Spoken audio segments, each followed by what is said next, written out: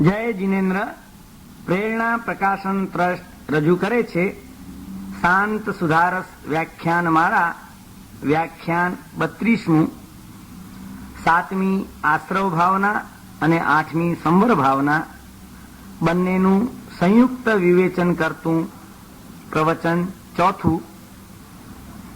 પ્રવચનકાર પૂજ્ય મુનિરાજ શ્રી જીનચંદ્ર વિજયજી મહારાજ બંધુ ત્રિપુટી. પ્રવચન સ્થળ ત્રિશલા નગર ટીજી પેવેલિયન મહાલક્ષ્મી મુંબઈ 26.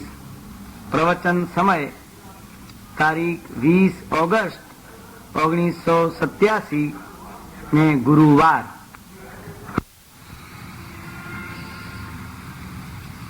શૃણુ શિવ સુખ સાધન સદુપાયમ શૃણુ શિવ સુખ સાધન સદુપાયમ જ્ઞાનાદિક પાવન રત્નત્રય પરમારાધન મન પાયમ શૃણુ શિવ સુખ સાધન સદુપાયમ.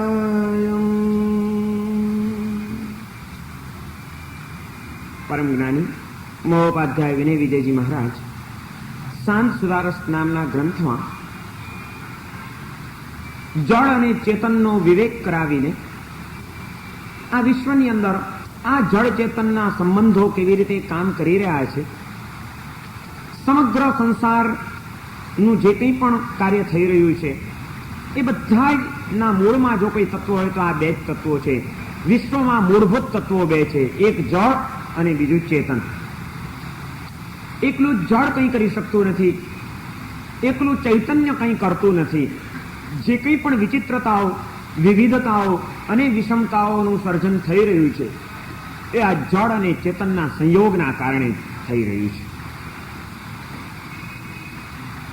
માત્ર જળ પદાર્થો, એનામાં કોઈ કાર્ય કરવાની શક્તિ જ નથી, એનાથી કંઈ નથી થઈ શકતું. જળ એવું પણ આ શરીર, એની અંદર જ્યાં સુધી ચૈતન્ય હોય છે ત્યાં સુધી જ એ કાર્ય કરી શકે છે, કંઈ પણ કાર્ય થાય છે. જે પડે આ શરીરમાંથી ચૈતન્ય નીકળી જાય છે, આત્મા નીકળી જાય છે, પછી આ શરીર કંઈ કરી શકે ખરું? એને કોઈ સંવેદનાઓ ખરી? એને કોઈ સુખ દુઃખના અનુભવો ખરા? કંઈ જ નથી. શરીર પછી નિશ્ચેષ્ટ પડ્યું રહે છે, કંઈ નહીં કરી શકે, કારણ કે માત્ર જળ છે. જ્યારે જળનો અને ચેતનનો બંનેનો સંયોગ થાય છે, બે જ્યારે ભેગા ભળે છે ત્યારે જ કોઈ પણ કાર્યની નિષ્પત્તિ થાય છે.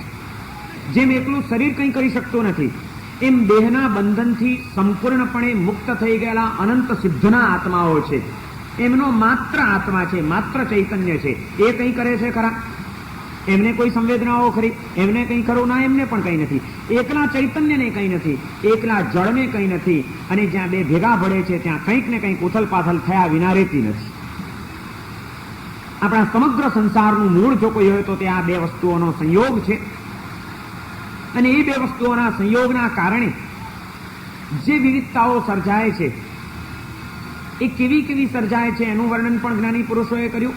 એની સાથે આત્માને જે આ જળનો સંયોગ થયો છે એ જળનો સંયોગ સાથી થાય છે.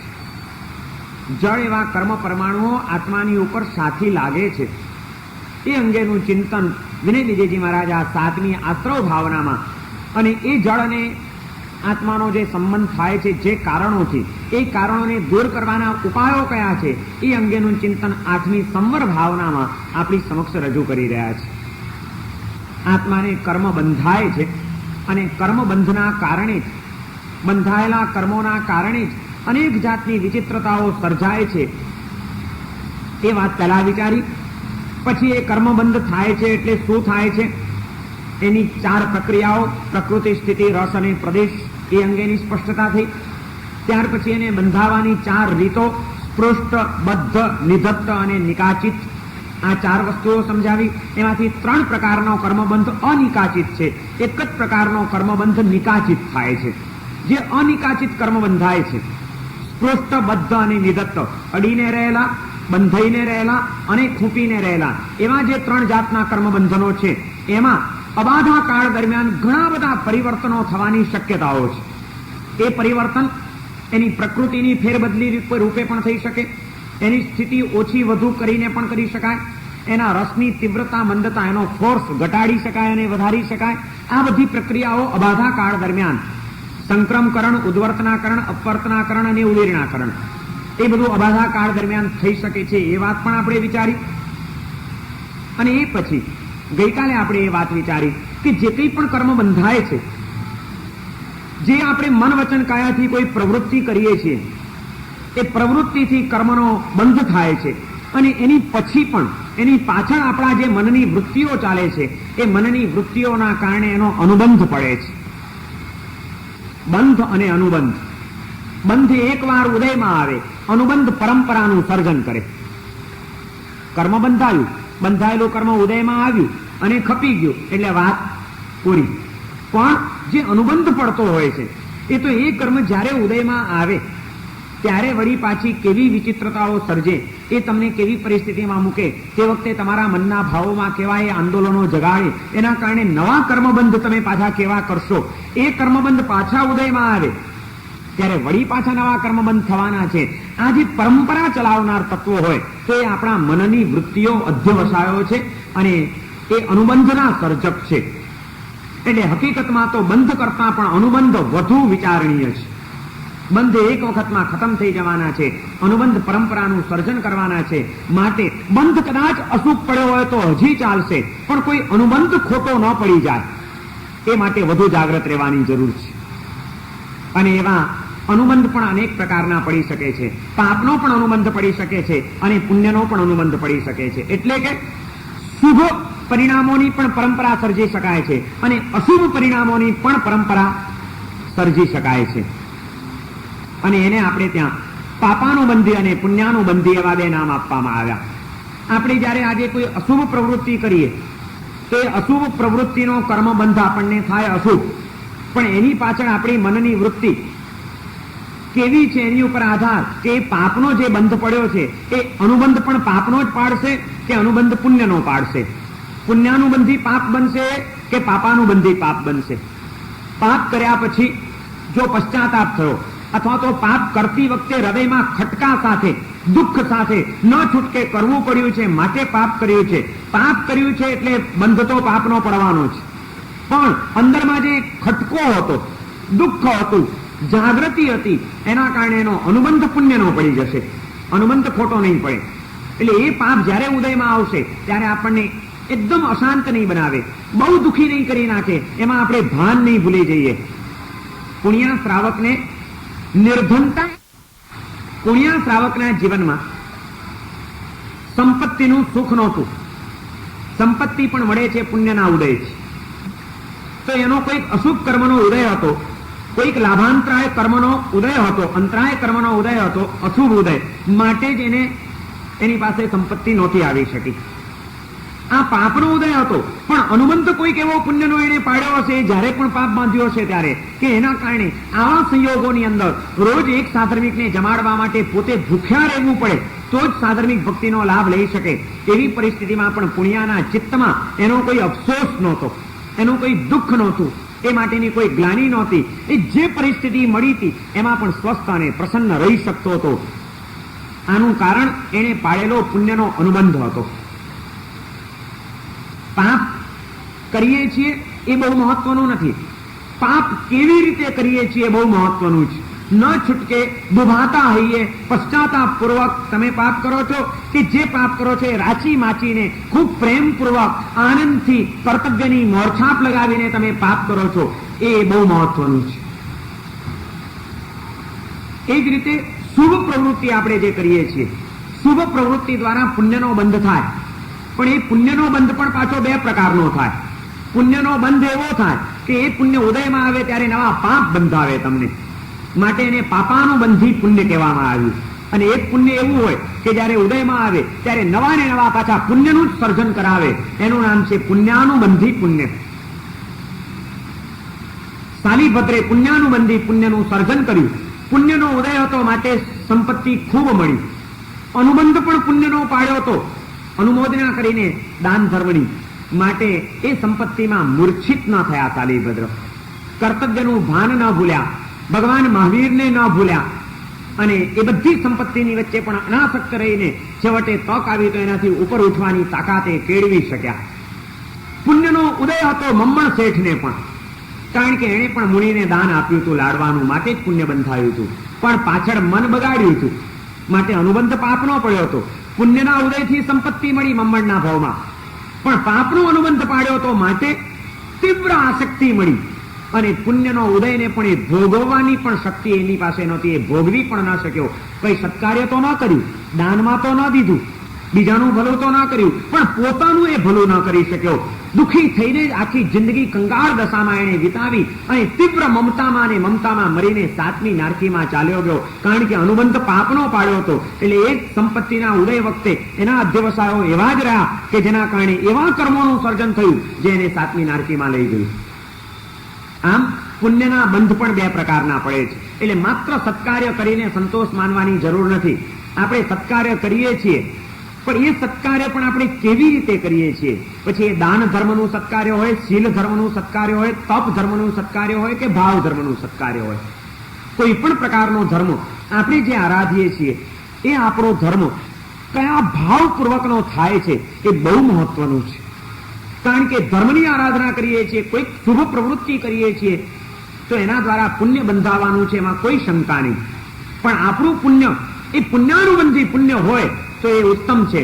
જો ક્યાંક અનુબંધ પાપનો પડી જાય તો બહુ મુસીબત ઊભી થઈ જાય, આખી પરંપરા બહુ બિહામણી બની જાય, અને એવું ન થાય એ માટે સાવધાન રહેવું જ પડે. એટલા માટે કીધું કે જ્યારે પણ તમે કોઈ પણ પ્રવૃત્તિ કરો ત્યારે માત્ર પ્રવૃત્તિમાં અટકી નહીં જતા, એની પાછળની તમારી વૃત્તિઓનું અન્વેષણ સતત કરતા રહેજો કે એની પાછળ વૃત્તિઓ કેવી કામ કરી રહી છે આપણા ચિત્તની અંદર, કઈ વૃત્તિઓ સાથે આપણે આ પ્રવૃત્તિ કરી રહ્યા છીએ. એકની એક પ્રવૃત્તિ અનેક દ્રષ્ટિથી થઈ શકે. આપણને બહારથી કદાચ ક્યારેક અશુભ પ્રવૃત્તિ પણ દેખાતી હોય અને એની પાછળ કોઈક શુભ બંધ પણ થઈ જાય અને શુભ અનુબંધ પડે એવું પણ બની જાય. કોઈ નિર્ણય નથી કે આમ કરો તો આમ જ થશે. મહત્વનું જો કોઈ હોય તો તે આપણું મન છે, અને એ મનના અધ્યવસાયો છે.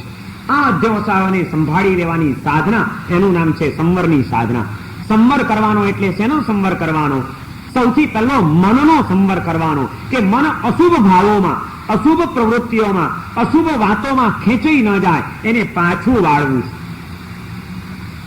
કર્મ બંધ થાય છે આશ્રવથી, અને કર્મનો બંધ અટકે છે સંવરની સાધનાથી.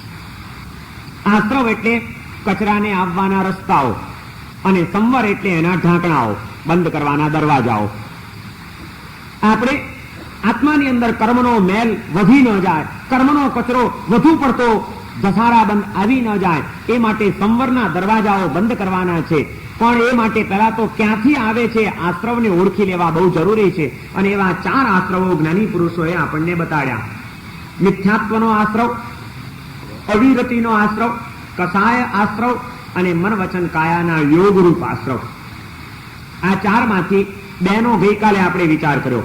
મિથ્યાત્વનો આશ્રવ શું છે અને એની સામે સંવરની સાધના શું છે એ આપણે ગઈકાલે જોયું. હું અને મારાપણાના ખોટા ખ્યાલો, એનું જ નામ છે મિથ્યાત્વ. જે વસ્તુ જે રીતે છે એ વસ્તુને તે રીતે જોવી એનું નામ છે સમ્યક દર્શન, અને એને ઊંધી રીતે જોવી એનું નામ છે મિથ્યા દર્શન. સમ્યક એટલે સાચું દર્શન, સમ્યક એટલે સારું, સાચું અને સારું દર્શન કરવાની કળા સિદ્ધ કરવી એનું નામ છે સમ્યક દર્શન. ઊંધું અને ખોટું દર્શન કરવાની ટેવ પાડવી એનું નામ છે મિથ્યા દર્શન, મિથ્યાત્વ. સમ્યક્ત્વ અને મિથ્યાત્વ આપણી દ્રષ્ટિ ઉપર આધારિત છે. આપણે કોઈ પણ વસ્તુને, કોઈ પણ પ્રસંગને, કોઈ પણ વ્યક્તિને, કોઈ પણ પરિસ્થિતિને સાચી રીતે અને સારી રીતે જોઈ શકીએ છીએ કે ખોટી રીતે અને ઊંધી રીતે જ આપણે મૂલવીએ છીએ, એની ઉપરથી નિર્ણય થઈ શકે કે આપણે સમકીતી છીએ કે મિથ્યાત્વી છીએ. અને એવું આપણું સાચું દર્શન જો આપણને કરતા આવડી જાય જાતનું અને જગતનું, તો મનના ભાવોમાં શું પરિવર્તન આવે એ ગઈકાલે વિચાર્યું. સંસાર ખૂબ ગમે, મોક્ષ અને ધર્મ બિલકુલ ન ગમે. સંસાર ખૂબ ગમે ધર્મ પણ થોડો થોડો ગમે, સંસાર પણ ગમે અને મોક્ષ પણ ગમે. ત્રીજો તબક્કો. મોક્ષ ખૂબ ગમે, થોડોક સંસાર પણ ગમે. ચોથો તબક્કો. મોક્ષ જ ગમે, સંસાર ન જ ગમે. પાંચમો તબક્કો. આ બધા તબક્કાઓ આપણા મનના અધ્યવસાયો. અચર્માવર્ત કાળમાં છીએ, ચર્માવર્ત કાળમાં આવ્યા છીએ, એમાં પણ અર્ધપુદ્ગલ પરાવર્ત કાળમાં આવ્યા છીએ, એમાં પણ સમ્યક દર્શનની એકદમ નિકટમાં પહોંચ્યા છીએ અને સમ્યક દર્શન પામ્યા છીએ. આ 5 તબક્કાઓ છે. આપણા મનના ભાવો કેવી રીતે કામ કરી રહ્યા છે એના આધારે આપણે નિર્ણય કરી શકીએ કે આપણા આત્માનો વિકાસ કેટલા તબક્કા સુધી થયેલો છે. આ નિર્ણય આના આધારે થાય. અને જ્યાં દ્રષ્ટિનું પરિવર્તન થયું, મનના વિચારોનું પરિવર્તન થયું, પછી જીવન પરિવર્તન થતા વાર નહીં લાગે. ઊંધા વિચારો એનું નામ છે મિથ્યાત્વ, ઊંધું વર્તન એનું નામ છે અવિરતિ. સીધી સાદી ભાષામાં સમજવું હોય મિથ્યાત્વ અને અવિરતિ તો બીજું કંઈ નથી. ઊંધા વિચારો, ખોટા વિચારો એ મિથ્યાત્વ છે અને ઊંધું વર્તન એ અવિરતિ છે. અવિરતિને ટાળવાની એટલે શું કરવાનું?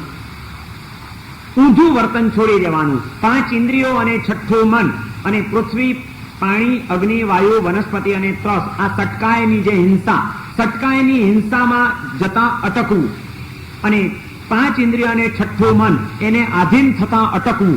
વિરામ પામવો, વિરતિ એટલે અટકવું, અવિરતિ એટલે આપણે અટકતા નથી.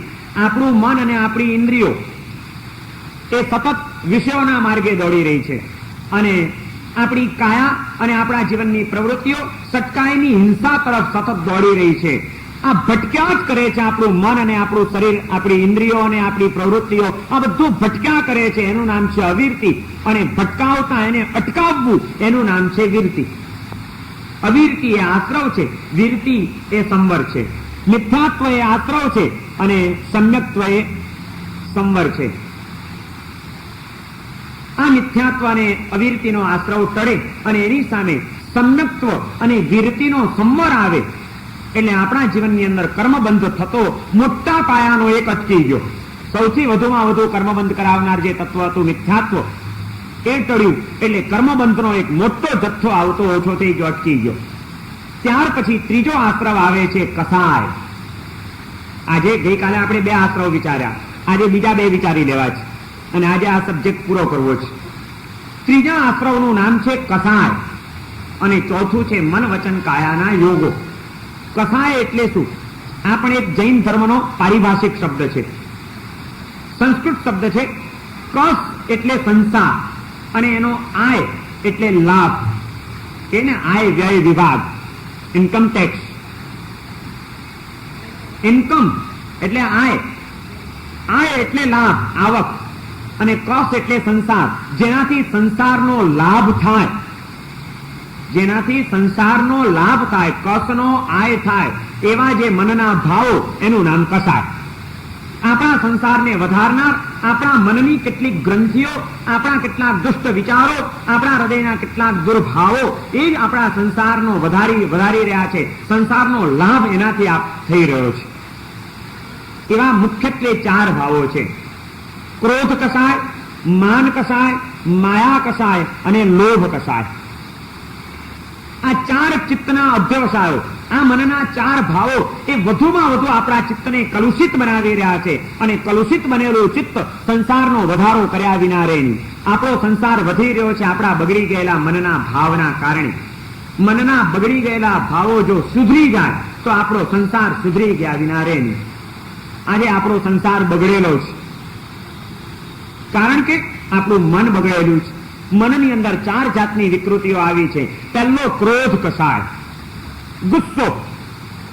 વાત વાતની અંદર આપણને ગુસ્સો આવી જાય છે, ક્રોધ આવી જાય છે. બિલકુલ નહીં ચલાવી લઉં, હું સહન નહીં કરી શકું. આ જે આવેશ છે, આ આવેશના કારણે આપણા આત્માની અંદર એક એવી ચુંબકીય શક્તિ ઉત્પન્ન થાય છે કે ઝપાટા બંધે કર્મપુદ્ગલોને આત્મા ઉપર ખેંચી લે છે, ચોંટાડી લે છે. જેણે કર્મબંધ થતો અટકાવવો હોય એને ક્રોધ કસાયને નિયંત્રિત કરી નાખવો જોઈએ.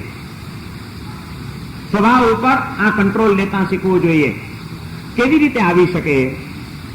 અમે સમજીએ છીએ કે ક્રોધ બહુ ખોટો છે, ક્રોધ કરવા જેવો નહીં, પણ જ્યારે પ્રસંગ આવી જાય છે, કંઈક ઘટના બની જાય છે, ત્યારે આ બધું ભાન ભૂલી જાય છે ને એવો આવેશ આવી જાય છે, ગુસ્સામાં આવી જઈએ છીએ. આ માટે કોઈ ઉપાય ખરો? ક્રોધથી કેવી રીતે બચી શકાય? હા, એની માટે બચી શકાય. એ માટે જ તો આ ભાવનાઓનું ચિંતન છે. જ્યારે સારા સંયોગો છે, જ્યારે સારી પળો છે, તે વખતે જ મનને તૈયાર કરો, ભાવિત કરો. ક્રોધના અપાયોનું ચિંતન અને ક્ષમાના લાભોનું ચિંતન કરતા જો આવડે, ક્રોધ કરવાથી કેટલા કેટલા નુકસાન થાય છે, એમાં શારીરિક રીતે કેટલું નુકસાન છે, એમાં વ્યવહારિક દ્રષ્ટિએ કેટલું નુકસાન છે, એમાં માનસિક દ્રષ્ટિએ કેટલું નુકસાન છે, આ બધા વિચારો કરીને ક્રોધની ભયાનકતા વિચારી લો. એની સામે એવો કોઈ પ્રસંગ આવે ત્યારે ક્રોધ ન કરી અને જો ક્ષમા રાખીએ તો એનાથી કેટલા કેટલા લાભો થવાની શક્યતા છે, એને પણ વિચારી લો. અને વારંવાર જો એ વિચાર કર્યા હશે તો જીવનો એક સ્વભાવ છે કે જ્યાં લાભ દેખાય ત્યાં એની પ્રવૃત્તિ થયા વિના રહે નહીં, જ્યાં એને નુકસાન દેખાય ત્યાંથી એ પાછો વળ્યા વિના રહે નહીં. ક્રોધથી બચવા માટે ક્રોધના અપાયોનું ચિંતન કરવાની જ્ઞાની પુરુષોએ તલ્લી પ્રેરણા કરી કે ગુસ્સો કરવાથી શું શું નુકસાનો થાય છે. સૌથી પહેલું નુકસાન તો એ કે પેલા પોતાના શરીરનું એ અહિત કરે છે. આજનું સાયન્સ પણ હવે તો એ સિદ્ધ કરી ચૂક્યું છે કે જ્યારે આપણે ક્રોધ કરીએ છીએ, કોઈ ગુસ્સામાં હોઈએ છીએ, મન આપણું ગરમ થઈ જાય છે, ત્યારે લોહીનું સર્ક્યુલેશન એટલું બધું વધી જાય છે અને એવી એક એમાં ઉષ્ણતા આવી જાય છે જે આપણા આરોગ્યને જબરજસ્ત નુકસાન પહોંચાડે છે. આજનું સાયન્સ હવે એ સંશોધન ઉપર આવ્યું છે કે માતા જ્યારે બહુ ગુસ્સામાં હોય, કઈ ઘટના બની અને ભયંકર ગુસ્સામાં હોય, તે વખતે એણે પોતાના બાળકને સ્તનપાન કરાવવું નહીં જોઈએ, નહીં તો એ બાળકના આરોગ્યને માટે બહુ મોટું જોખમ ઊભું થઈ જાય. આ કોઈ સંતોએ, સાધુ સંતોએ કે ધર્મગુરુઓએ કરેલી વાત નથી. આ આજના સાયન્સનું તારવણ છે. કારણ કે જ્યારે માતા ગુસ્સામાં હોય છે, આવેશમાં હોય છે, ત્યારે એના શરીરના કોષોમાં એક એવું પરિવર્તનનું ચક્ર ચાલે છે કે એના કારણે એના અંતરમાં એના શરીરના એક એક તત્વોની અંદર પોઈઝન્સ ઉભા થઈ જાય છે અને એ પોઈઝન જો બાળકના પેટની અંદર જાય તો એ બાળકના આરોગ્યને અને એના ભવિષ્યને નુકસાન પહોંચાડ્યા વિના રહે નહીં. ક્રોધ કરવાથી શારીરિક રીતે નુકસાન છે, આરોગ્યને ધક્કો પહોંચાડનાર છે. મન તંગ રહે છે, મગજ ગરમ રહે છે, અંદરના સ્નાયુઓ અને નસો ખેંચાય છે, માનસિક રીતે પણ નુકસાન થાય છે. ક્રોધ કરવાથી તે વખતે ભાન નથી રહેતું અને કદાચ ન બોલવાનું બોલાઈ જાય કે ન કરવાનું થઈ જાય તો એના કારણે વ્યવહારિક ભૂમિકાએ પણ ઘણા બધા મોટા નુકસાનો થવાની શક્યતાઓ. વર્ષોના સારા સંબંધો પણ ક્યારેક કોઈ કટુ વચનના કારણે તૂટી જાય છે એવું નથી બનતું. વર્ષો સુધી સારા સંબંધો જાળવ્યા હોય અને હવે પછી પણ કદાચ એ સંબંધો બહુ ઉપયોગી હોય, પણ આવેશમાં ક્ષણભર આવી ગયા અને ગમે તેમ બોલી નાખ્યું. એક વાત સમજી રાખજો, આપણે તો એના એ રહીએ છીએ, કાલે કદાચ આપણે શાંત થઈ જઈશું, પણ એક વખત જે કટુ શબ્દો બોલાઈ ગયા, એ બોલાઈ ગયેલા શબ્દો પકડાઈ જતા હોય છે, એ સામા માણસના હૃદયને વીંધી જતા હોય છે અને વીંધાયેલું હૃદય એ પછી ઘા એનો રૂઝાતો નથી. શરીરના ઘા હજી જલ્દી રૂજાઈ જશે, પણ વાણીના ઘા રૂઝવવા બહુ મુશ્કેલ હોય છે. અને એવું કોઈના હૃદયને આપણે ઘાયલ ન કરી નાખીએ, કોઈના હૈયાને આપણે વીંધી ન નાખીએ, એ સાવધાની રાખવી જ જોઈએ. નહીં તો એનું હૃદય વિંધાયું છે, ક્યારેક આપણા જીવનમાં પણ એનો વેગ થયા વિના રહેશે નહીં. વ્યવહારિક ભૂમિકાએ પણ એમાં ઘણા બધા મોટા નુકસાનો છે. આ નુકસાનોનું ચિંતન કરીને એ ભાવોથી દૂર રહેવાનો પ્રયત્ન કરી શકાય છે. એની સામે ક્ષમાના લાભો વિચારવાના છે. ક્ષમા રાખવાથી પહેલા તો આપણું મન શાંત રહે છે, આપણો વ્યવહાર પ્રેમ ભર્યો જળવાઈ રહે છે, આપણે પણ બળતા નથી, સામેના માણસને પણ બાળતા નથી. હા, ક્રોધમાં તો આપણે પણ બળવાનું અને એ જ્વાળાઓની ઝાડ જેને લાગે એ પણ બળ્યા વિના રહે નહીં. પોતે બળે અને બીજાને બાળે, લાભ એકેને નહીં. એના કરતા પોતે ઠરે અને બીજાને ઠારે, એ તાકાત ક્ષમા ધર્મની અંદર છે. મારે બળવું છે અને બાળવા છે કે અંતરમાં ઠરવું છે અને બીજાને ઠારવા છે, એનો વિચાર મારે કરવાનો છે. સારા સંયોગોમાં, સારી પળોમાં આ બધું ચિંતન કરીને મનને એવી રીતે તૈયાર કરવું જોઈએ કે કાલે કદાચ એવું બનશે કે મારા ઘરનો ઘાટી બેદરકારી ભર્યું વર્તન કરશે, અથવા તો મારો દીકરો એ બિલકુલ કેરલેસ છે, એના કોઈ કામમાં ચોકસાઈ હોતી નથી, એ આવતીકાલે પણ કોઈ ચોકસાઈ વગરનું કામ કરશે, એમાં મને નુકસાન થશે અને તે વખતે મારે શું કરવું છે? હું ગુસ્સો કરીશ? જો ગુસ્સો કરીશ તો ગુસ્સામાં કદાચ ગમે તેવું બોલી જઈશ. હું જે બોલી જઈશ એના શબ્દો મારો દીકરો પકડી લેશે, એના હૈયામાં ઘા લાગશે. ઇમ્પોર્ટેડ કપ્રકાબી તૂટી ગયા હશે અને એના કારણે હું આવેશમાં આવીશ. કપ્રકાબી બીજા આવી શકશે ઘરની અંદર, પણ દીકરાનું હૈયું જે તૂટી ગયું એ હૈયું બીજી વાર નહીં મળી શકે ફરીથી. એનું હૃદય તો તૂટેલું રહેશે, એને કદાચ પછી સાંધશું તો એનો સાંધો તો દેખાયા જ કરશે. મારે શું કરવું છે? કપ્રકાબીને તૂટવા દેવા છે અને દીકરાના હૈયાને સંભાળી લેવું છે, કે કપ્રકાબી તોડ્યાની ઉપર દીકરાના હૈયાને અને અમારા બેના પ્રેમને પણ તોડી નાખવો છે? શું કરવાનું મારે? આવું કદાચ બની શકશે. પહેલેથી મનને કલ્પના કરીને કેળવી લો, તૈયાર કરી લો. કદાચ એવી જ કંઈક ઘટના બની તો તે વખતે આપણા મનને આપણે ઘણા અંશમાં સાચવી શકીશું. કસાયો એ કર્મબંધ થવાનું મોટામાં મોટું એક કારણ છે અને એમાંનો પહેલો કસાય છે ક્રોધ. જે માણસ ક્રોધી હોય છે એના વ્યવહાર જગતની અંદર અનેક વ્યક્તિઓનો પ્રેમ એ ગુમાવી બેસે છે. બીજા નંબરનો કસાય છે અભિમાન, અહંકાર. અહંકાર પણ બહુ ખતરનાક છે.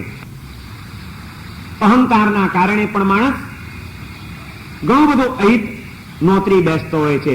અભિમાની માણસને પણ જીવનમાં શાંતિ ન હોય. એનું કોઈએ અપમાન કર્યું તો એ દુખી, એને કોઈએ સન્માન ન આપ્યું, આવકાર ના આપ્યો તો પણ એ દુખી. પરિણામે તો દુઃખ સિવાય કંઈ જ નહીં. તો હાથે કરીને મારે શા માટે દુઃખી થવું? અને અભિમાન કોનું રાખવા જેવું છે? અભિમાન શેનું રાખવા જેવું છે? હું એટલે કઈ વસ્તુ છું કે જેના કારણે હું આવી બધી અપેક્ષા રાખું કે આમ થવું જોઈએ, આમ થવું જોઈએ, આટલું માન મળવું જોઈએ, આટલું મારું સ્ટેટસ રહેવું જોઈએ? હું એટલે કઈ નથી. એ વિચાર જ્યાં સુધી નહીં આવે ત્યાં સુધી અહંકારના કસાયથી બચવું મુશ્કેલ છે, માન કસાયથી. અને એક એક કસાયો કેવા ખતરનાક! ક્રોધ કસાયની ભયાનકતા વ્યવહારિક જગતને તો નુકસાન પહોંચાડે છે, આધ્યાત્મિક જગતમાં પણ બહુ મોટું નુકસાન પહોંચાડે છે. તમામ સાધનાઓને પણ નકામી બનાવી દેનાર જો કોઈ હોય તો તે ક્રોધ કસાય છે. અને એટલા માટે તો આપણા જ્ઞાની પુરુષોએ કીધું કે ક્રોધે ક્રોડ પુરવતણું સંયમ ફળ જાય, ક્રોધ સહિત તપ જે કરે તે તો લેખે ન થાય. ક્રોધે ક્રોડ પુરવતણું સંયમ ફળ જાય. એક આત્માએ સંયમ લઈ લીધું, ચારિત્ર લઈ લીધું, સાધુ જીવન અંગીકાર કર્યું. સાધુ જીવનની તમામ ઉચ્ચ કક્ષાની સાધનાઓ કરે છે અને આચારો એકદમ નિર્મળ પાડે છે. પણ જો ભયંકર ક્રોધના પનારે એ સાધુ પડી ગયો તો શાસ્ત્રકારો એમ કહે છે કે ક્રોધે ક્રોડ પુરવતણું સંયમ ફળ જાય, ચાલ્યું જાય. ક્રોધ સહિત તપ જે કરે, અને બહુ તપ કરતો હોય પણ ક્રોધનો ધમધમાટ ચાલુ હોય તો ક્રોધ પૂર્વકનો એ તપ, ક્રોધ કર્યો, અરે તપ કર્યો પણ જીવનમાં સમતા ના આવી, મનને શાંત રાખતા ના આવડ્યું તો તે તો લેખે ન થાય. એની કોઈ ગણતરી આધ્યાત્મિક જગતની અંદર થઈ શકતી નથી. માટે ક્રોધથી હંમેશા દૂર રહેવાની પ્રેરણા આપણા જ્ઞાની પુરુષોએ આપણને કરી. અગ્નિસ્તરમાં તાપસે માંસ ખમણના પારણે માંસ ખમણની ઉગ્ર તપશ્ચર્યાઓ કરી, વર્ષોના વર્ષો વિતાવી દીધા.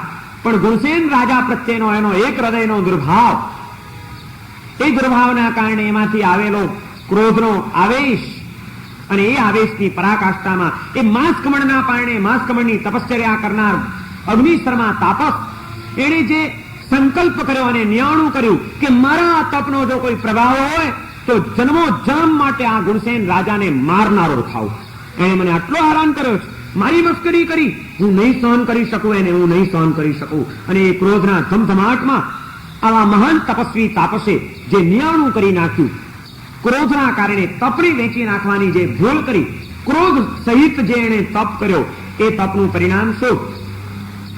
10 ભવ સુધી આ ક્રોધ કસાયની એક પરંપરા ચાલી, એનો એક અનુબંધ સર્જાયો અને એ અનુબંધ ભયંકર વિનિપાતના માર્ગે અગ્નિસ્તરમાં તાપસને લઈ ગયો. એનો તપ એને બચાવી ન શક્યો, એનો ક્રોધ એને મારનારો જરૂર બની ગયો. આવા ક્રોધ કસાયથી મારે હંમેશા દૂર રહેવું છે. આવો સંવર કરતા જેને આવડે એના આત્માની અંદર કર્મબંધ થતો અટકી જાય. સંસાર છે, સંસારમાં વિચિત્રતાઓ તો ચાલ્યા જ કરવાની, વિષમતાઓ તો હોય જ. બધા બધું બરોબર જ કરે એવી અપેક્ષા રખાય જ નહીં. દરેકની ક્ષતિઓ થવાની, દરેકની ભૂલ થવાની. તો આજે એની ભૂલ થઈ છે, કાર્ય માલી પણ થઈ શકે છે. હું ભૂલ કરું છું તો એ પણ ભૂલ કરી શકે. માનવ માત્ર ભૂલને પાત્ર છે. ભૂલ થાય પણ કોઈકની ભૂલને જોઈને મારે અકળાવવું નથી, આવેશમાં આવવું નથી, ગુસ્સો કરવો નથી. કારણ કે જો ગુસ્સો કરીશ તો મારી સાધનાઓ બધી નકામી બની જશે, મારો આત્મા રવાડે ચડી જશે, મારું શરીર રોગોથી ઘરી જશે. ના, આ ગુસ્સો મને કરવો પાલવે નહીં. ગુસ્સાને અટકાવવાનો સંકલ્પ એ છે ક્રોધ કસાયનો સંવર. ક્રોધ એ આશ્રવ છે, ક્ષમા એ સંવર છે, અભિમાન એ આશ્રવ છે, નમ્રતા એ સંવર છે. ગમે ત્યાં નમતા ચાલો ભાઈ. નમવામાં કંઈ ગુમાવવાનું નથી અને અક્કડ રહેવામાં કંઈ મેળવવાનું નથી. અક્કડ કોણ રહે? જેનામાં ખરેખર આત્મચેતના ધબકતી હોય કોઈ દિવસ અક્કડ ના રહી શકે. નમતા એને જ આવડે જેનામાં આત્મા અને પરમાત્મા વસ્યો હોય. પરમાત્મા સ્વરૂપી એવો આત્મા જેની અંતરમાં વસ્યો હોય એ આત્માને તો સ્વરૂપી એવો આત્મા જેની અંતરમાં વસ્યો હોય એ આત્માને તો નમતા જ ચાલવું જોઈએ. નમવામાં કંઈ ગુમાવવાનું નથી. માત્ર બધે અક્કડ જ રહેવું ને અભિમાનમાં જ તોરમાં જ રહેવું. પહાડ જેવા અભિમાનીને ઉપમા આપવામાં આવી છે શાસ્ત્રોમાં. ક્રોધ એ અગ્નિ જેવો છે, અભિમાન એ પર્વત જેવો છે. પર્વત કેવો અક્કડ ઉભો હોય? પર્વત કોઈ દિવસ નમે? પહાડને નમતો જોયો કોઈ દિવસ? અભિમાની માણસ નમી ન શકે ક્યાંય. એ સર્વત્ર અક્કડ ને અક્કડ જ ઉભો હોય. એટલા માટે એને પહાડની ઉપમા આપી. અને પથ્થર જળ હોય છે, પહાડ જળ છે. જે આત્મા નમી શકતો નથી એનામાં ધબકાર છે ચેતનાનો, એમ કેમ કહી શકાય? એ તો જળ થઈ ગયો કહેવાય. झुकता वही है जिसमें जान है, झुकता वही है जिसमें जान है, अकड़ता तो मुर्दे की पहचान है. મરદું કેવું થઈ જાય? મરદાને 4 કલાક રહેવા દો તો પછી વાળવું હોય એમ વળે? માણસ મરી જાય એટલે તરત ને તરત જ એને જે રીતે ગોઠવવો હોય, એની પાલખી કાઢવી હોય તો એને બેસાડી દેવો પડે, અને ઠાઠડી કાઢવી હોય તો એને સુવડાવી દેવો પડે. પણ મર્યા પછી તરત પહેલું કામ શું કરો? એને ગોઠવી દો ને. કારણ કે જો 8, 10, 12 કલાક નીકળી ગયા તો પછી એ મરદો પછી વળી શકે? કઈ એમાં ફેરફાર થાય નહીં તો અક્કડ થઈ ગયું. એટલા માટે આ કવિએ કીધું કે ઝુકતા વહી હૈ જિસમેં જાન હૈ, અકડતા તો મુર્દે કી પહેચાન હૈ. અક્કડ તો મરદાઓ રે. આપણું કામ અક્કડ રહેવાનું નહીં. આપણે તો જીવતા છીએ, મરદા નથી થવું આપણે. માન કસાય નો આશ્રવ, એ આશ્રવને અટકાવવા માટે નમ્રતાનો સંવર કરવો પડશે. ત્રીજો કસાય છે માયા, છોડ, પ્રપંચ, કપટ. આના કારણે પણ મનમાં એક એવી વિકૃતિઓ ઊભી થાય છે કે જે અનેક કર્મબંધ કરાવી દે છે જીવને. એવી માયા કસાયથી બચવા માટે સરળતાનો સંવર જીવનમાં લાવવો પડશે. જીવનને સરળતા ભર્યું બનાવો. અને માયા કરનાર માણસ ક્યારે પણ જીવનમાં સરવાળે સફળ જઈ શકતો નથી. કારણ કે માયાવી માણસ, કપટી માણસ, ઊંધું ચત્તું કરનારો માણસ ધીમે ધીમે એની પ્રતિષ્ઠાને એવી ખતમ કરી નાખે છે કે કોઈ એનો વિશ્વાસ કરવા તૈયાર ન થાય. કપટી માણસનો વિશ્વાસ કોણ કરે?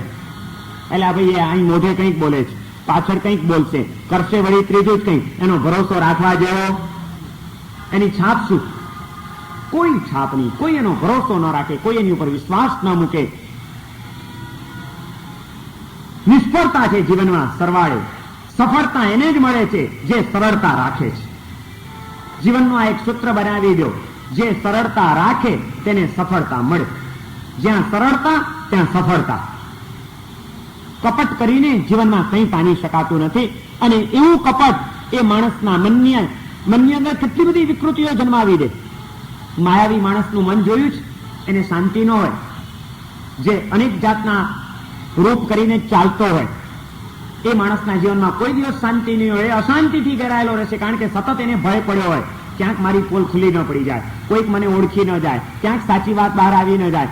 એક પછી એક છાનું છૂપું કર્યા જ કરવાનું, વાતોને છુપાવ્યા જ કરવાની, બધાને ઊંધા પાટા ભણાવ્યા જ કરવાના. એ માણસના મનમાં જરાય શાંતિ હોય, શાંતિથી જીવવું હોય તો માયા કસાયનો આશ્રવ છે એને અટકાવી દો અને ત્યાં આગળ સરળતાનો સંવર લાવી દો. અને ચોથો કસાય છે લોભ કસાય.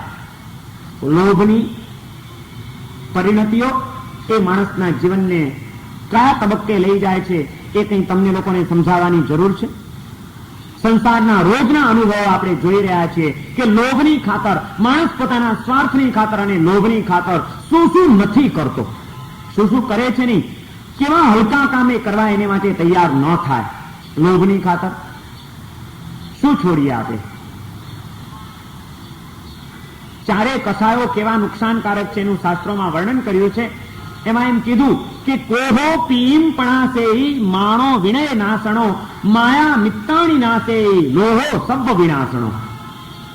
કોહો પીમ પણાસે, ક્રોધ પ્રીતિનો નાશ કરે છે. ક્રોધી માણસ જે હોય એને કોઈનો પ્રેમ ન મળે, કોઈ એને પછી એની સાથે પ્રેમથી બોલાવે નહીં, બધા એનાથી દૂર રહેવાની મહેનત કરે કે ભાઈ એનું મગજ ક્યારે ફાટશે, એને બહુ વતાવવો જ નહીં, એને બોલાવવો નહીં, એને મરવા દો. કોહો પીમ પણાસે, ક્રોધ પ્રીતિનો નાશ કરે છે. માણો વિનય નાશણો, અભિમાન એ આત્માના વિનય ગુણનો નાશ કરે છે. અભિમાની માણસ કોઈ દિવસ વિનય નહીં કરી શકે, નમ્ર નહીં બની શકે, નમ્ર બનીને મેળવી નહીં શકે, કંઈ પામી નહીં શકે. માયા મિત્તાણી નાશે, માયા એ મિત્રોનો નાશ કરે છે. માયાવી માણસના મિત્રો કોઈ જલ્દી થાય નહીં. કપટી માણસની સાથે મિત્રતા કોણ બાંધે?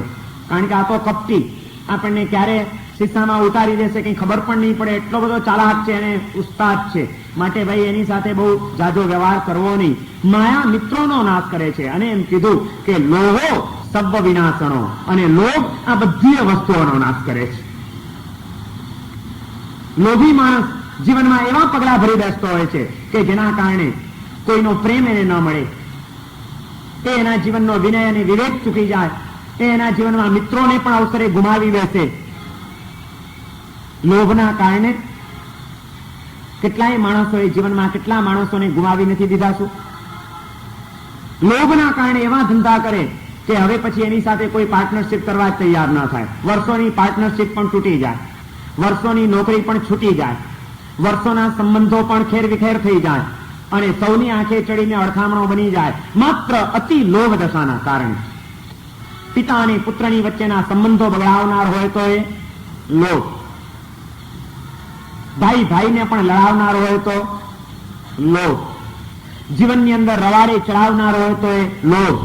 લોભ એ સર્વનો વિનાશક છે એમ કીધું. અને એટલા માટે કીધું કે આ ચાર કસાયનો આશ્રવ એ અનેક કર્મબંધન કરાવી રહ્યો છે. એનાથી બચવા માટે ક્ષમા, નમ્રતા, સરળતા અને નિર્લોભતા, સંતોષ, આ ચાર સંવરની સાધના કરી લેવી જોઈએ. મિથ્યાત્વનો આશ્રવ ટાળીને સંવરનો, સમ્યક્ત્વનો સંવર, અવીરતીનો આશ્રવ ટાળીને વીરતીનો સંવર કરવાનો છે. એમ કસાયોનો આશ્રવ ટાળીને ક્ષમા, નમ્રતા, સરળતા અને નિર્લોભતાના સંવરની સાધના કરવાની છે. અને ચોથો આશ્રવ છે મન, વચન, કાયાના યોગો. મન, વચન અને કાયાની પ્રવૃત્તિઓ. વધુમાં વધુ આપણે કર્મબંધન કરીએ છીએ કારણ કે આપણે શાંતિથી રહી શકતા જ નથી. મનથી સતત કંઈક ને કંઈક વિચારો ચાલુ છે. કોઈક બીજી વ્યક્તિ મળી જાય એટલે તરત જ વાણીનો વેપાર શરૂ થઈ જાય છે, બોલવાનું ચાલુ થઈ જાય છે અને માણસ શાંતિથી તો બેસી શકશે જ નહીં. એની કાયાની પ્રવૃત્તિ પણ દોડધામ, રોજ વેસ, આગળ પાછળ કંઈક ને કંઈક. શાંતિથી આપણે 4 કલાક બેસી શકીએ ખરા કંઈ કામ વિના? ઘરમાં તમે કોઈ દિવસ કંઈ કામ ન હોય અને 4 કલાક આમ ખુરશી ઉપર કે સોફા ઉપર બેઠા હો, એવું યાદ આવે છે? માણસને કઈ કામ નહીં હોય તો અહીંથી અહીં આંટા મારશે, કંઈક ઊંધું ઉપર ચલું, ઊંધું ચટ્ટું કરશે, આગો પાછું કરશે, પણ શાંતિથી બેસી નહીં શકે. સતત આપણું મન સક્રિય છે, આપણી વાણી સક્રિય રહે છે, આપણી કાયા સતત સક્રિય રહે છે, કંઈક ને કંઈક. અને આ મન, વચન અને કાયામાં જે સક્રિયતા આવી, એ સક્રિયતાના કારણે આપણી ચેતનામાં એક ચુંબકીય શક્તિ ઉત્પન્ન થાય છે અને એ ચુંબકીય શક્તિ કર્મ પૂતગલોને આત્મા ઉપર ખેંચે છે અને ચોંટાડે છે, કર્મ બંધન થઈ જાય છે. આ સક્રિયતાને તોડી નાખવી જોઈએ. મન, વચન, કાયાના અશુભ યોગો એ અશુભ કર્મ બંધાવે છે, શુભ યોગો શુભ કર્મ બંધાવે છે, પણ કર્મ બંધ તો છે જ. બેડી લોઢાની હોય કે સોનાની હોય, પણ બેડી એ બેડી છે, બંધન એ બંધન છે. પાપ કર્મબંધ એ લોઢાની બેડી છે, તો પુણ્ય કર્મબંધ એ સોનાની બેડી છે, પણ આખરે બંધન છે. બંનેથી મુક્ત થાવ ત્યારે જ તમારો આત્મા નિર્વાણ અવસ્થાને પ્રાપ્ત કરી શકે છે. મુક્ત થવા માટે તો પુણ્યને પણ છેવટે છોડવું પડશે. જ્યાં સુધી પાપમાં ગળાબૂટ ડૂબેલા છીએ ત્યાં સુધી પાપમાંથી બહાર નીકળવા માટે પુણ્યનો સહારો જરૂરી છે. પણ છેવટે તો પુણ્યને પણ છોડીને કર્મ રહિત અવસ્થાને જ પ્રાપ્ત કરવી પડશે. પુણ્ય કર્મ પણ નહીં જોઈએ, અને એ અવસ્થા સિદ્ધ દશામાં જ પ્રાપ્ત થાય છે. પણ આ કર્મબંધ શુભ કે અશુભ શેનાથી થાય છે? મન વચન કાયાના યોગોથી. મન વચન અને કાયાના યોગો, એની સક્રિયતા એ આશ્રવ છે. મન ગુપ્તી, વચન ગુપ્તી અને કાય ગુપ્તી, એટલે કે મનને વિચાર રહિત કરવું, વાણીને સંપૂર્ણ મૌન કરી દેવી અને કાયાને બિલકુલ સ્થિર કરી દેવી, એનું નામ છે મન વચન કાયાની ગુપ્તી. પણ હંમેશને માટે આપણે મન વચન કાયાને બિલકુલ નિષ્ક્રિય અને શાંત રાખી શકીએ, આજે શક્ય છે? સંપૂર્ણપણે ગુપ્તિ શક્ય નથી. એટલા માટે જ્ઞાની પુરુષોએ સમિતિની પણ પાછી પ્રેરણા આપી. ગુપ્તિ અને સમિતિ આ બે જૈન પરિભાષાના બીજા નવા બે શબ્દો છે. મન વચન અને કાયાની સક્રિયતાને બિલકુલ શાંત કરી દેવી, એનું નામ છે ગુપ્તિ. એની પ્રવૃત્તિને અટકાવી દેવું નામ ગુપ્તિ કહેવાય. અને મન વચન કાયા સંપૂર્ણપણે શાંત હંમેશને માટે તો રહી શકશે નહીં, એમાં કંઈક સક્રિયતા તો આવશે. તો જ્યારે પણ સક્રિયતા લાવીએ ત્યારની એ સક્રિયતા એ ઓછામાં ઓછી હોય, વિવેકપૂર્વકની હોય, અને પોતાનું અને બીજા આત્માઓનું, કોઈ પણ આત્માનું અહિત કરનારી ન હોય એવી રીતની પ્રવૃત્તિ કરવી, જાગૃતિપૂર્વકની, એનું નામ છે સમિતિ. નિવૃત્તિ અને પ્રવૃત્તિનો સમન્વય ભગવાન મહાવીરે એમના તત્વજ્ઞાનની અંદર કરી આપ્યો કે નિવૃત્તિની પળોમાં જવાનો પ્રયત્ન કરજો, પણ સદાકાળ તમે નિવૃત્તિ ન રહી શકો તો પ્રવૃત્તિ જ્યારે પણ કરવી હોય ત્યારે વિવેકપૂર્વકની પ્રવૃત્તિ કરજો, કે જે તમારું અને બીજા આત્માઓનું અહિત કરનારી પ્રવૃત્તિ ન હોય એવી જ પ્રવૃત્તિ કરજો, એનું નામ છે સમિતિ. મન વચન અને કાયાની ગુપ્તિ, મનને શાંત કરી દેવાનું, વાણીને મૌન કરી દેવાની, કાયાને સ્થિર કરી દેવાની, એનું નામ છે ગુપ્તિ. પણ ચાલો ભાઈ, સંપૂર્ણપણે એનાથી તમે મુક્ત નથી થઈ શકતા. વિચાર કરવા જ છે, કઈ વાંધો નહીં, ચાલો કરો વિચાર. વિચાર કરવા જ છે તો સારા વિચારો કરીશ, કોઈ તત્વ ચિંતન કરીશ, કોઈ પરમાત્માના કે મહાત્માઓના ગુણોનું ચિંતન કરીશ. આ મનની સમિતિ થઈ.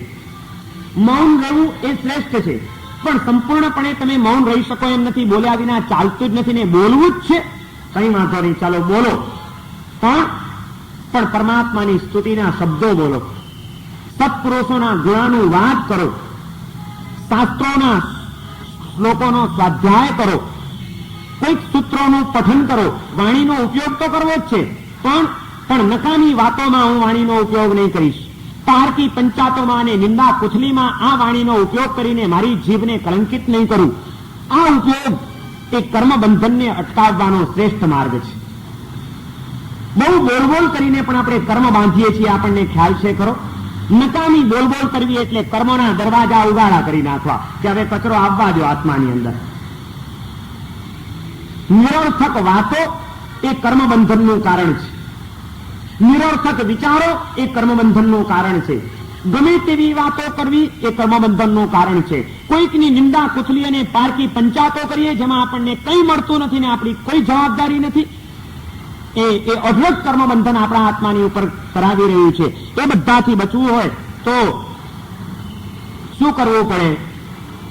વાણીનું મૌન, અને મૌન ન જ રહેવા તો એની સમિતિ, વચન યોગની સમિતિ. મન ગુપ્તિ, વચન ગુપ્તિ અને કાય ગુપ્તિ. પછી મન સમિતિ, વચન સમિતિ અને કાય સમિતિ. મનની સમિતિ એ કે સારા જ વિચારો કરીએ, તત્વનું જ ચિંતન કરીએ, કોઈકના ગુણોનો જ વિચાર કરીએ, એ મન સમિતિ થઈ. વચનની સમિતિ, સારી જ વાતો બોલીએ, કોઈકના ગુણાનુવાદ કરીએ, શાસ્ત્રોના કોઈ સૂત્રોનો પાઠ કરીએ, ભગવાનના ગુણગાન ગાઈએ, આ બધી વચન સમિતિ થઈ.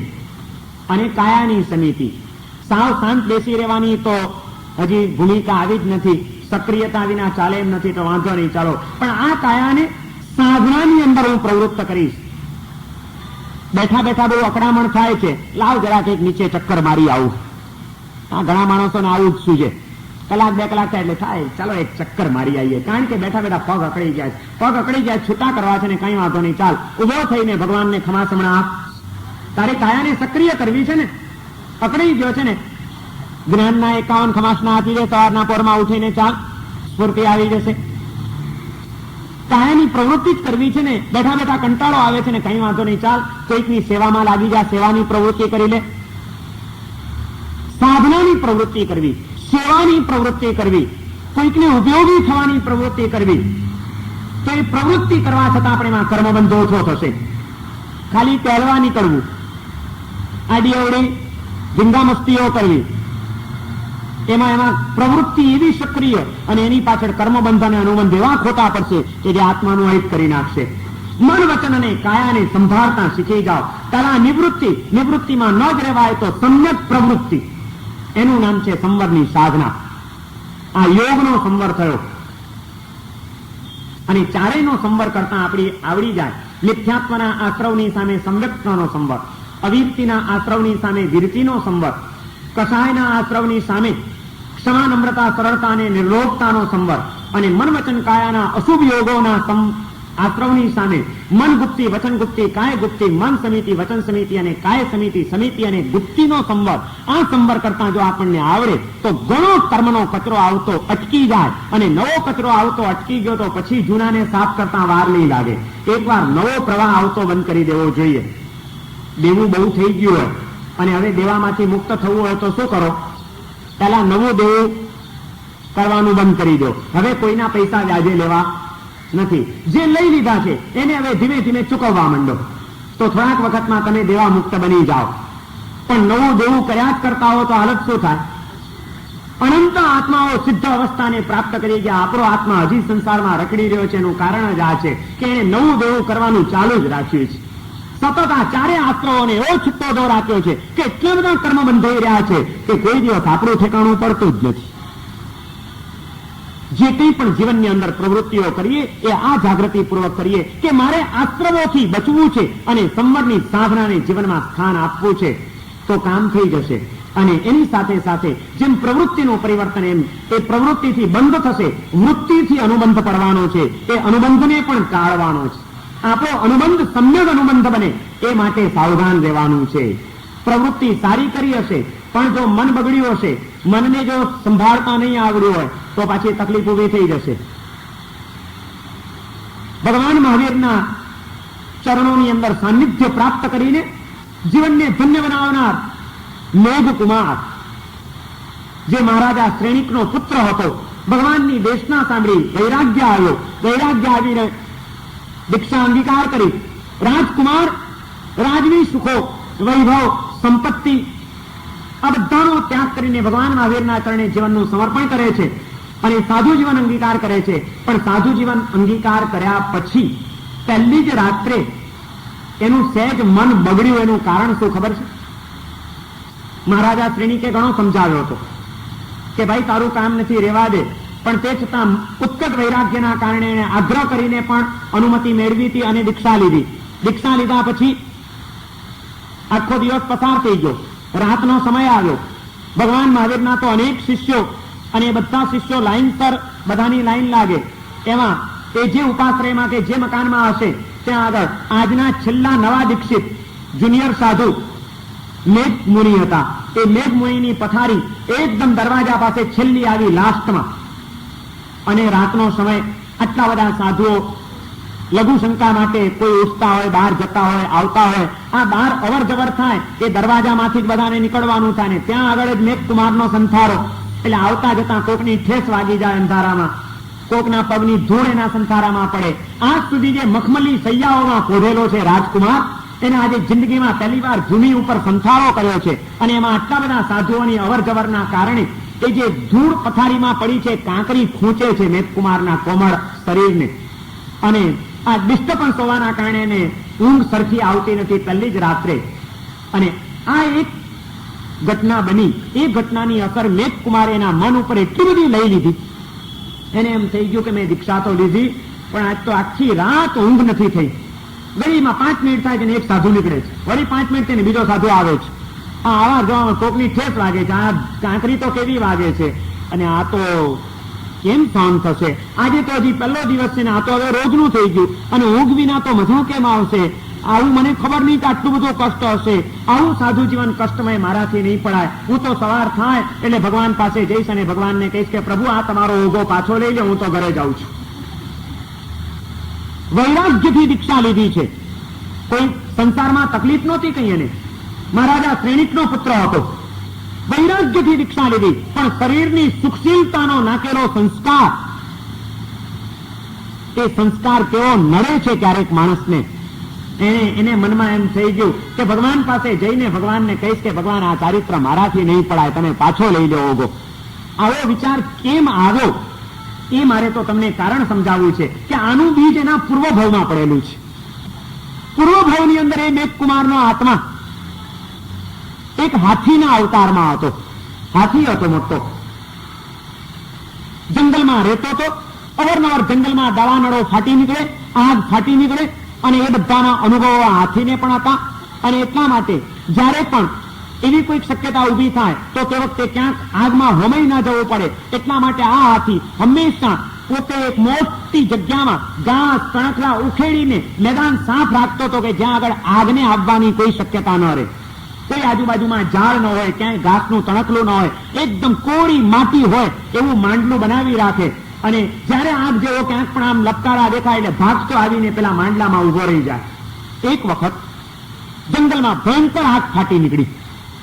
એવી આગ ફાટી છે, એની જ્વાળાઓ એવી બેકાબુ બની છે, ચારે બાજુ આખા જંગલમાં પશુ પ્રાણીઓ એ બધાની નાશ ભાગ થઈ ગઈ છે જાન બચાવવા માટે. આ હાથી મેઘકુમારનો જીવ એ હાથીના અવતારમાં દોડતો પોતે જે માંડલું બનાવ્યું હતું એ માંડલામાં આવીને ઉભો રહી ગયો.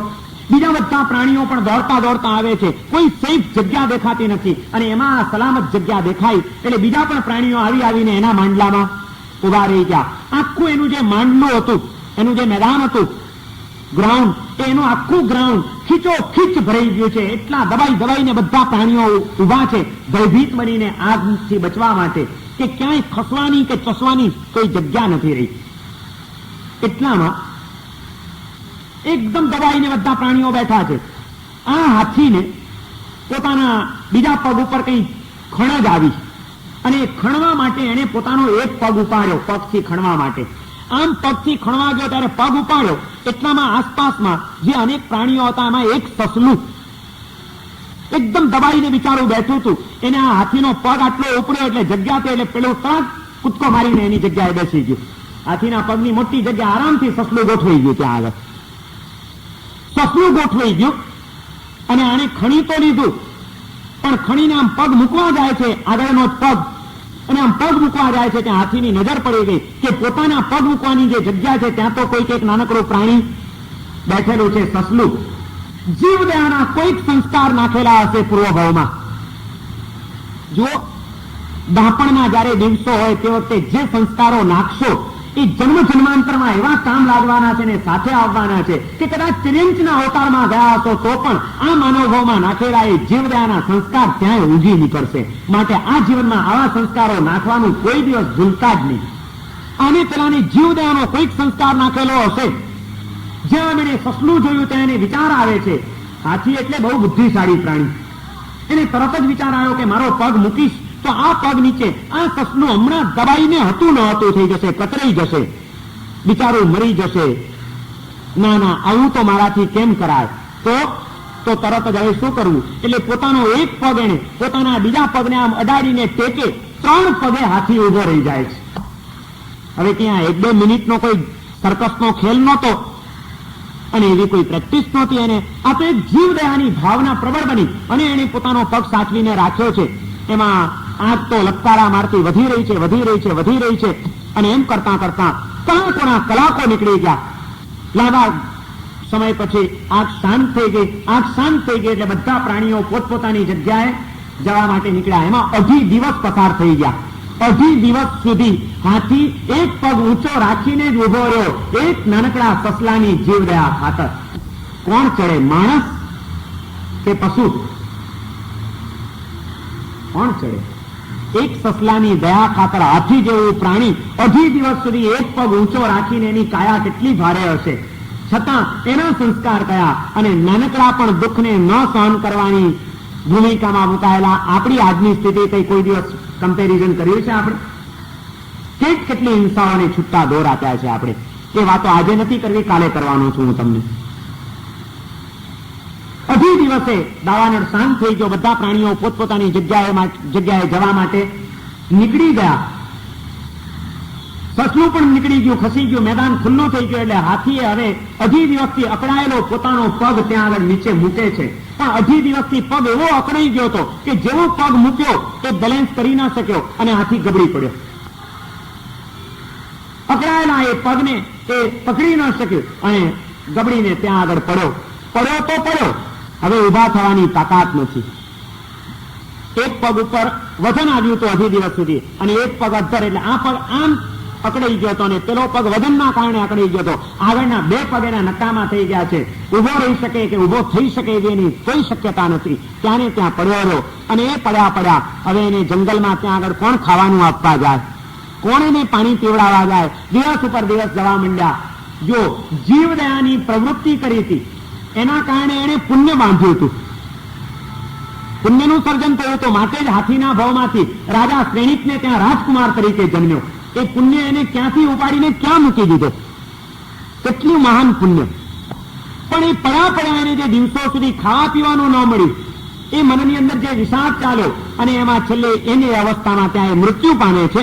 ભૂખ્યો અને તરસ્યો, પણ મળતા એને વિચાર આવી જાય છે કે મેં એને બચાવવા માટે આટલું કર્યું પણ આ જંગલમાં કોઈને મારી પડી નથી, તો મને શું પડી હતી?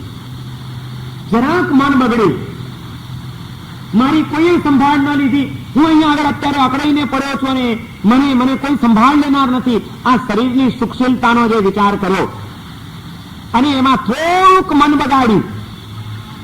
એ સંસ્કાર, એ કે અનુબંધ પડ્યો. પુણ્યનો બંધ હતો પણ પાછળથી સહેજ મન બગાડ્યું. એના કારણે બીજા ભાવમાં મેઘકુમાર થયા. રાજ પરિવારની અંદર જન્મ મળ્યો. ભગવાન મહાવીરનો ભેટો થયો. ભગવાન મહાવીરના પાસે જીવનનું સમર્પણ કરવાનો ભાવ જાગ્યો. આ બધો એના પુણ્યના ઉદયો હતા. એક જીવદયાનું પુણ્ય કેટલા અદભુત તબક્કાઓ ઉભા કરી શકે છે, કલ્પના કરો. સાક્ષાત તીર્થંકર મહાવીરનો ભેટો કરાવનાર મેઘકુમારને માટે જો કોઈ તત્વ હોય તો તે હાથીના ભાવમાં પાડેલી જીવદયાથી ઉભું કરેલું પુણ્ય હતું. આજનું આપણું નાનકડું પુણ્ય આવતીકાલે કદાચ આપણને સાક્ષાત તીર્થંકરનો પણ ભેટો કરાવી દે. પુણ્યને ઉભું કરતા શીખો. પાપો તો બહુ ઉભા કર્યા છે, હવે પુણ્ય બાંધો. એવા પુણ્યના સર્જન કરો કે ક્યાંક તીર્થંકરોના ભેટા થઈ જાય. મેઘકુમાર એને ભગવાન મહાવીર મળ્યા, પણ જે તેનું મન બગાડ્યું હતું ને, આ ભૂખ ને તરસ મારે ક્યાં સુધી સહન કરવાના, કોઈને પડી નથી, આ અકડાઈને રહ્યો તો આ પરિણામ આવ્યું. આના કરતા ન પગ રાખ્યો તો આ જે વિચાર આવ્યો, એ વિચારનો જે અનુબંધનો સંસ્કાર પડ્યો પાપનો, એને અહીં સાધુના ભાવમાં પણ પાછો વિચાર જગાડ્યો કે આને નકામી દીક્ષા લીધી, આના કરતા ન લીધી હોત તો કઈ નહીં, સવારે જઈને ભગવાનને આ પાછું આપી આવીશ. જો મન બગાડ્યું હતું માટે આવો ખોટો વિચાર આવ્યો, પણ પુણ્ય એવું ઉભું કર્યું હતું કે જેથી પાછું ભગવાનને જઈને કહેવાની ભાવના જાગી. એમને એમ ઘરે ભાગી ન ગયા. ભગવાનને મળીશ, ભગવાનને કહીશ કે પ્રભુ મારાથી આ સહન થતું નથી અને માટે તમે તમારો ઓગો પાછો લઈ લો. આ સદબુદ્ધિ પણ આ પુણ્ય જગાડી. પાછી સવાર પડે છે, મેઘમુનિ જાય છે ભગવાનની પાસે. ભગવાન તો સર્વજ્ઞ હતા, પ્રભુ મહાવીર તો એ તો બધું જાણતા હતા. એમને એ પણ ખબર પડી ગઈ હતી કે મેઘકુમાર કેમ આવ્યા છે અને એમણે રાતના શું દુર્ધ્યાન કર્યું છે. એટલે તરત જ આવે છે. એટલે ભગવાન વાત્સલ્યપૂર્વક ખૂબ પ્રેમથી આવો વિચાર કરીને આવ્યા છે, છતાં ભગવાન તિરસ્કાર. હે મેઘમુનિ, હું વિચારો કરો છો? વૈરાગ્યથી દીક્ષા લીધી આટલા માટે દીક્ષા છોડવાનું કઈ સમજ પડે છે તમે કોણ છો? એમ ન કીધું. ગમે તેવો આત્મા હોય એને પ્રેમથી બોલાવતા શીખો, એને ઠારતા શીખો. એના અંતરમાં અત્યારે અસમાધિ તો છે જ, એમાં તમે વળી પાછા નવા ડામ 4 શું કામ વધારે આપો છો? એને સમાધિ આપો. ભગવાન એને કહે છે કે આવો મેઘમુનિ આવો. શું છે, તમને રાત્રે ઊંઘ ના આવી અને એટલે તમારા મનમાં દુર્ધ્યાન થયું છે? ચારિત્ર જીવન છોડવાનો તમે વિચાર કરો છો? પણ મેઘમુનિ આવું દુર્ધ્યાન ન કરાય. તમને ખબર છે કે તમારો આત્મા કેટલો મહાન છે? ચારિત્ર છોડવાનો વિચાર કર્યો છે, કેટલા અધમ આત્મા છે એમ ન કીધું. તમારો આત્મા કેટલો મહાન છે તમને ખબર છે? આ તમે અહીં ક્યાંથી આવ્યા એ જાણો છો? શરીરને થોડીક રગ વાગી, સાધુના ચરણોની ધૂળ તમારા શરીરને લાગી માટે તમે અકળાયા છો, પણ એવી અકળાવાની જરૂર નથી. માટે તમે ચિંતા નહીં કરતા. તમે ગયા ભાવમાં જે આ જીવદયા પાડી, તેમ કરીને આખા આગલા ભાવની વાત કરી કે એક સસલાની જીવદયા પાડીને તમે જે શરીરનું કષ્ટ સહન કર્યું, એનાથી પુણ્ય ઉભું થયું ને આજે તમે અહીં આવ્યા છો. તો આ ભાવમાં આટલું કષ્ટ તમે સહન ન કરી શકો, થોડીક ધૂળ વાગી એમાં અશાંત બની ગયા, એને સફળ બનાવો. ભગવાને એવી પ્રેરણા કરી કે મેઘમુનિ પાછા સ્થિર થઈ ગયા અને ત્યાં એમણે પ્રતિજ્ઞા કરી લીધી કે પ્રભુ, હવે આ શરીરની કોઈ સુખશીલતા મને સતાવે નહીં, એ માટે મને પ્રતિજ્ઞા આપી દો કે આંખોથી જીવદયા પાડવી છે, માટે આંખોની સંભાળ લઈશ, બાકી આ શરીરની ઉપર જરાય કોની લાગણી નહીં દેખાડું. એવી સાધના કરીશ, એવો તપ કરીશ કે આ શરીરની સુખશીલતાનો મારો સંસ્કાર તૂટી જાય અને આ દેહના બંધનથી મારો આત્મા મુક્ત બની જાય. અને મેઘમુનિ પાછા ઠેકાણે આવી ગયા. પ્રવૃત્તિ સારી કરજો, પણ મનને હંમેશા સંભાળજો. મનને સંભાળતા જો નહીં આવડે તો કામ બગડી જશે. પુણ્યનો બંધ અને પુણ્યનો અનુબંધ પાડવા માટે આ આશ્રવ અને સંવર ભાવના આપણને ઘણી પ્રેરણાઓ આપી રહી છે. ઘણી બધી વાતો વિનય વિજયજી મહારાજ હજી તો અહીં કરે જ છે, પણ આપણે અત્યારે એ બધી વાતોને અહીં સ્થગિત કરીએ. આજે આશ્રવ અને સંવર ભાવનાની આપણે પૂર્ણાહુતિ કરીએ છીએ અને એ રીતે સાંજ સુધારસની 8 ભાવનાઓ, અડધો ગ્રંથ આપણો પૂરો થયો. બાકીની 8 ભાવનાઓ હવે પર્યુષણ પછી એનું વિવેચન ચાલશે. સર્વમંગલ માંગલ્યમ સર્વકલ્યાણકારણમ પ્રધાનમ સર્વધર્માણામ જૈનમ જયતિ શાસનમ